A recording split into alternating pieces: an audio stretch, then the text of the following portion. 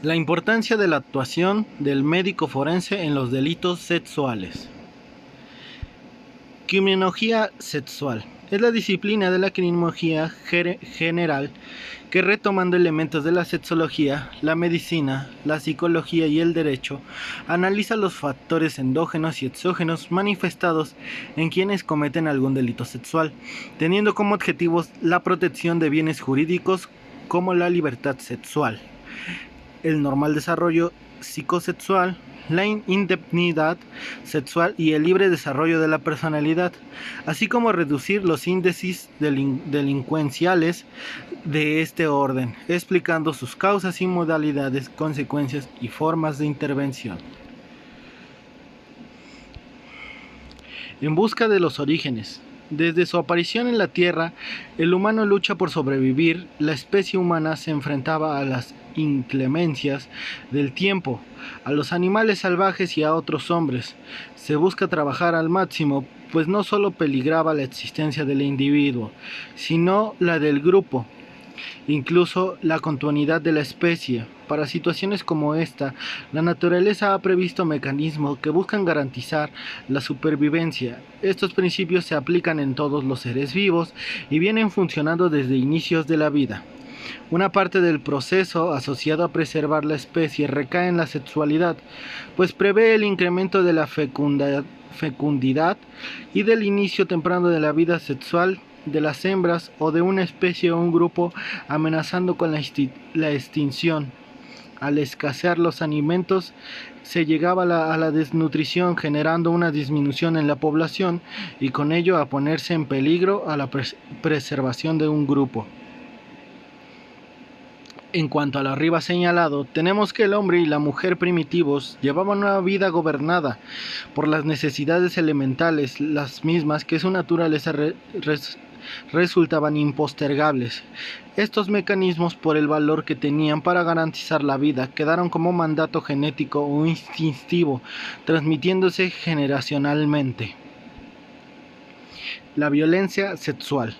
Es una de las formas de violencia más denigrante, es la sexual, por las que las implicaciones médicas y psicoemocionales que conlleva, afectando la dignidad y bienes jurídicos como la libertad, consisten en actos u omisiones que van desde negar las necesidades de sexo afectivas hasta imponer actividades sexuales no deseadas o la violación, tanto como los celos desmedidos para el control o la manipulación de la pareja.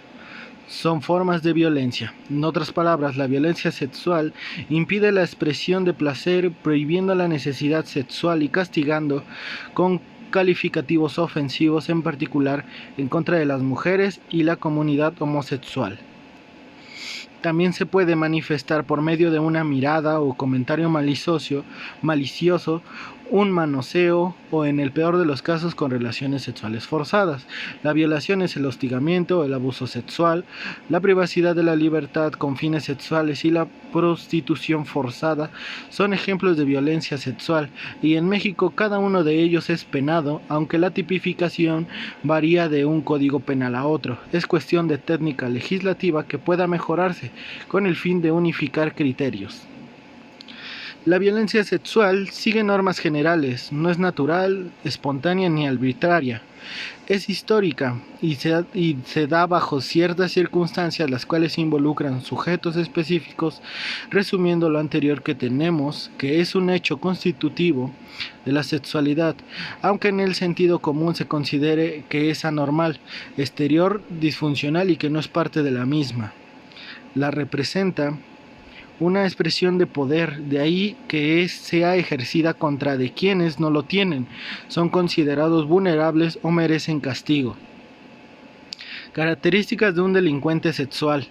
A continuación presentaremos algunos aspectos de relaciones con abusadores. Dificultad para establecer relaciones de pareja adecuadas, duraderas y satisfactorias con personas del otro sexo. Experiencias sexuales precoces con niños de su edad o que han sido abusados por adultos o niños mayores.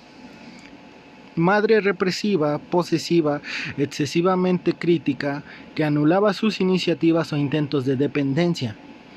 ausencia de una imagen paterna adecuada que le proporcione las reglas de comportamiento apropiadas, así como el ejemplo de un varón capaz de relacionarse acertadamente con las mujeres. Frustraciones importantes que han conducido a depresiones o frecuentes estados de mal humor expresados en estallidos de violencia. En la diapositiva tenemos un poco más. Y al último dice, la gran parte de estas características se encuentran presentes en abusadoras sexuales y en quienes tienen dificultades significativas en sus relaciones sexuales o interpersonales, volviendo a señalar que ante ellas es necesario dar una atención oportuna con el propósito de evitar aquellos actos. Motivaciones de los delincuentes sexuales. La mayoría de las víctimas, como ya se mencionó, son mujeres atacadas en casi todos los casos por hombres. Esta predomina el agresor masculino que se debe a diferentes factores. Un mayor impulso sexual, el uso de comportamientos violentos frecuentes, complejos que limitan su identidad sexual y exigencias socioculturales. Y en segundo lugar están los factores sociales, el prestigio que da la violencia en determinados grupos y comunidades como la expresión de virilidad, la cosificación de la mujer a través de los medios de comunicación, la discriminación de género y el lenguaje sexista cotidiano. En tercer lugar, están los factores, situaciones de consumo de drogas, alcohol, el contagio emocional de una vivencia grupal, la cercanía de la víctima-victimario y la desolación de espacios considerados proporcionados para el ataque. Esquemas psicosociales. La evolución de la sociedad trajo consigo la religión, la moral, la ética, la ciencia, los manuales de buenas costumbres y otros constructores que pretendían describir la manera correcta sobre cómo deben de comportarse las personas según los valores superiores de la sociedad. Siempre de acuerdo con el pensamiento en boga, ubicando al hombre como el centro de creación, como si estuviera regido por reglas diferentes al resto de la naturaleza. La humanidad aprendió a sentirse dueña del mundo y pretendió controlar los procesos naturales, olvidando que no pueden cancelar pulsiones y atavismos formados durante cientos o miles de años por una simple publicación de una ley o un decreto de acuerdo y tomado en un concilio o dictado por la moral vigente. La hipótesis biológica sobre la agresión sexual. Ya se hizo mención, aunque de forma breve, de los aspectos sociales, culturales y psicológicos presentes en las distintas épocas de los cuales se tratan de explicar el fenómeno de la violencia sexual. Pero, ¿serán estos factores los que determinen el proceso de los agresores? ¿La genética puede dar una explicación a los hechos sexuales violentos? ¿O es la evolución la que se aplica a todos los aspectos de la biología, excepto el actuar humano? Es cierto que existen algunos indicadores naturales que sirven para entender ciertos comportamientos, mas no justificarlos. Para ello se cuenta con ciencias como la biología y la medicina, así como las teorías cercanas al evolucionismo, que nos permitan analizar el comportamiento transgresor desde otro enfoque, usualmente desconocido o rechazado por los científicos sociales. La violación desde la biología evolutiva. La importancia de conocer las diferentes explicaciones del comportamiento sexual violento permite que al lector generar ideas propias sobre la problemática expresada, buscando entre todas y todos poner un alto a las agresiones sexuales, pero no se trata de un problema local o de algunos países, sino que es un hecho mundial, coincidiendo que en la violación es uno de los mayores temores a las mujeres, inculcando desde la niñez, aun cuando los varones también son el objeto de este delito. Conclusión. Algunos de estos que hacen la sexualidad no son aceptados, aun considerando la diversidad cultural y de opiniones.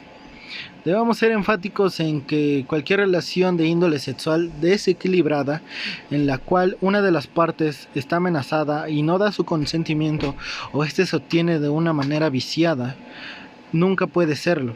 El abuso sexual, en el sentido genérico, del término, es un acto de violencia, de poder y de control, y aun cuando los sentires difieran sobre que el punto de los actos sexuales, que van desde caricias, besos, palpitaciones o en el coito consumado, deben de castigarse, y de qué forma, particularmente en los casos como en la violación marital o en el sexo entre menores.